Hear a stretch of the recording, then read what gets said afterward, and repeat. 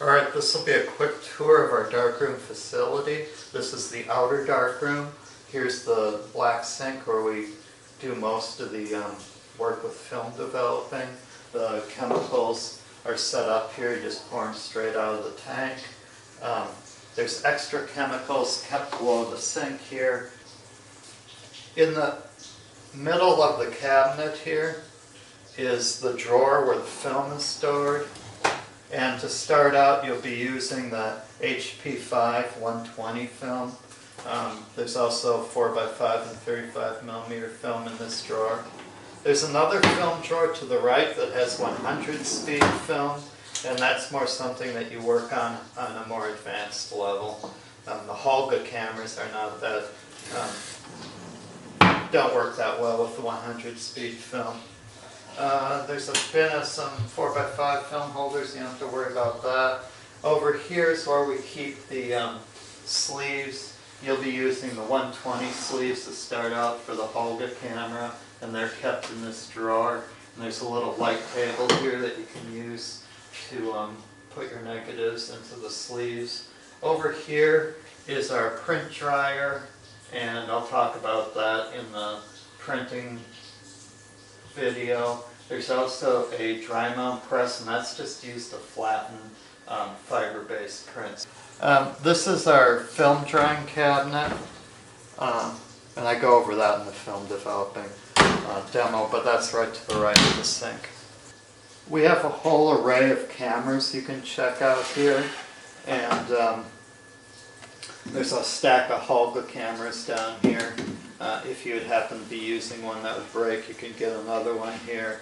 And there's a checkout procedure for these cameras that involves a binder that you'll have a sheet in, and that's it's right here, and this is kept on the counter.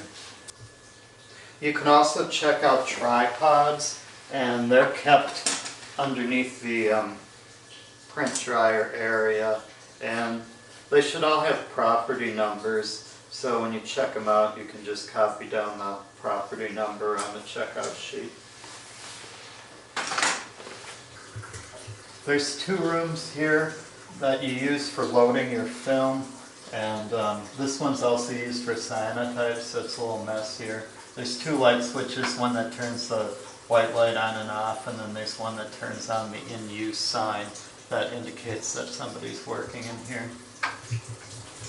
As you walk into the darkroom here, there's a very cleverly designed light trap that works quite well. And this is a real luxury to have, because most darkrooms you have to use a revolving door to get in and out, and it makes it really hard to go from working in the dark to bringing your print out to inspect. So that's a big advantage to this design. Sometimes when the sunlight comes in really intense, the light ricochets around enough in here that it does cause a problem of too much daylight in the back darkroom, and that's why there's a shower curtain here to block this off. But almost all the time the light trap is sufficient to keep out enough light to print black and white materials. In the hallway coming into the darkroom, there's two light switches. This one turns the white light on and off, and the right one turns the safe lights above the sink on. As you come into the darkroom, there's a stack of drawers, and you can claim a large or a small, depending on what your needs might be. Right, there's a very inconveniently located timer that operates the ventilation back here. It's behind this corner number 4 and larger, and you have to decide how long you're going to be working in here and turn the timer on. There, I just turned it on to 3 hours. And you should always have this blower on when you're working in here. I'm trying to talk somebody into putting in a motion controlled switch for the blower. Hopefully that can happen, but this is something I'm not real happy about. Over in this corner are where the paper safes are kept that protect the paper, the photo paper from exposure to light. The paper should always be in these with the lid closed, even though there's just the safe lights on, because the light from the enlargers can easily fog paper.